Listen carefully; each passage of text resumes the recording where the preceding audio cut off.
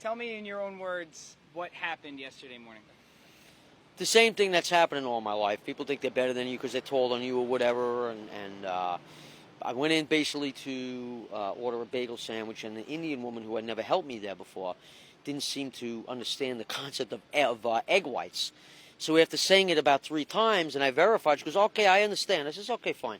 Then she's doing this with her mouth and looking at people and smirking and laughing, and I started to feel like I was being maligned, or I felt like I was less of a person, And you know how people are when they with their faces and they're degrading you and stuff. So finally I took it and I says, "Miss," I says, "what are you laughing at?" I says, "I'm a frequent here."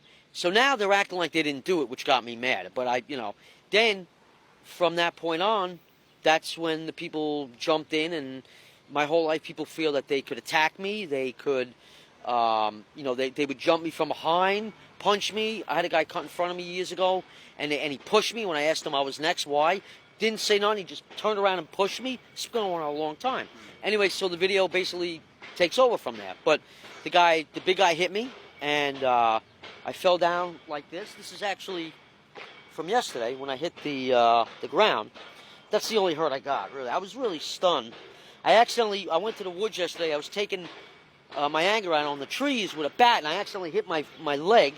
But the bruise actually went down, but I hit my leg with a miniature Yankees bat. That hurt.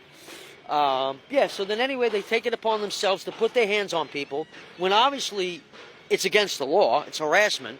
The cops can never seem to do anything. I'm tired of women using me, abusing me, lying to my face, tell me you like me on dates, and then you take my money, you cut me off, or you say I'm too short when you're about my height. It's ridiculous. And when you add all that up, I snap. So I fell on the ground. He put his knee on my back. He took my shirt over like this, and I had about this much breathing room, and it was getting hot quick, and I couldn't breathe. And that's basically it. That's what the video shows. What do you think of the way the video's gone viral? It's gotten 20 million views. I haven't even seen it, to be honest, because my phone's working slow, but I've heard all about it. I found out last night from a friend of mine. He goes, "You're famous." I said, "What?" And he told me about the whole thing, and ever since 7 o'clock, it hasn't stopped. It's crazy. I guess the message I want to get across to this, along with 30 million other people that want me to interview with them, is addressing bullying. It's going to end. I'm going to end it today. I'm the current prophet. I'm the current Martin Luther King. And if nobody likes it, too bad. I'm not tolerating it anymore, and nobody else should, for that matter. If anybody had a kid in school and they were tolerating that, and a guy double your size who won't let you up is suffocating you, that's where I draw the line. So you're saying you're the victim of bullying? Oh, yeah. Oh, yeah. Mind games, being used, bullying, it's over. I'm not taking it anymore. I've had people rob me in this town, then they walk right past me, I feed them, it's over. That's why I snap. It all built up, and I've had enough. Right. I've had enough. What do you think? I mean, obviously there was quite a bit of anger, though, in that video. Of course. So. Well, there were other things that recently happened to me. I was living in one apartment. The guy didn't tell me he foreclosed. 2 weeks later, after I moved in, I ended up getting a flood in my basement. I moved to another place. She was a total witch. Did so many things for her. Shelled money out for her to buy furniture on Craigslist. And she just turned out to be a witch. So I left. So now I'm living in my van by choice. But this has been going on all my life. And the manipulation, the dishonesty. I'm just sick of it. Bird's home at my parents' house right now. But that's basically it, man. And I've had enough. Literally had enough. What? And I ask people, just be honest with me. Don't waste my time or your time. Yeah. And people just don't seem to care at all. Now, I don't know more either. And now look at what happened. Right? What message would you have for the people at that bagel boss? Grow the hell up and get over it. You're you, you're this, you're you, you're that, you're Indian. Grow up. Now, if God wanted everybody to look the same, you know how boring that would be? You don't walk into an ice cream parlor and see 15 things of strawberry ice cream. No, God meant it to be all different. And if anybody's going to judge me or this or that, then screw you. I'm not taking anymore. But don't put your hands on me, especially when you're twice my size. I'm not putting up with that. What kind of attention have you gotten from that video? Are you kidding me? Tell me about Like I said, the guy told me this morning, celebrities look. I said, yeah, I didn't believe him. I was in Massapequa, where my parents lived. I retreated for a while to get away. So my friend called me last night. He goes, I got to talk to you. I says, about what? I says, are you okay?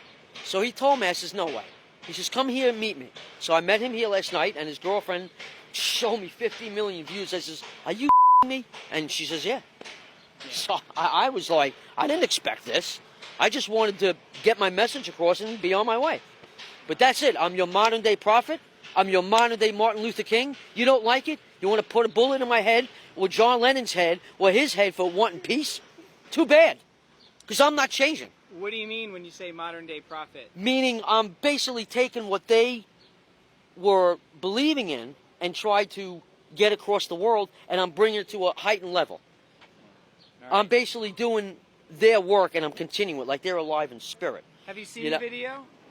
No, so I don't. I lived it, man. Would you watch it? Yeah, I'd watch it. Why not? But you probably can't see it too well. I mean, I haven't seen it, but yeah.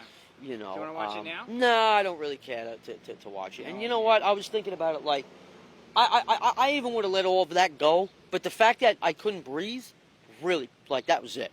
That was traumatizing. That was it. And he would not let me get off the ground. He was like a heavy turtle on my back, like 3 big bags of sugar, and I could not get him off me.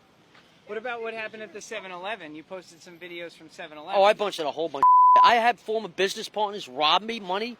I mean, you know, they're acting like my best friend. I had a partner when I first started my cleaning company.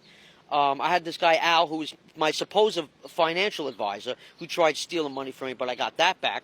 That's a 15-minute video. It's called Albert Caleo, the con artist, and then put mine. Yeah, I saw that. Yeah, one. that's 15 minutes. Tell us And then I had I had another partner, who I met through him in Canada, and we were starting to get an online business store. Yeah. Well, needless to say, he jerked around. He never finished the work, and he robbed me $175. We each paid half of the website, and he never paid me back. That and all the made me snap, and I'm done. I am done, bro.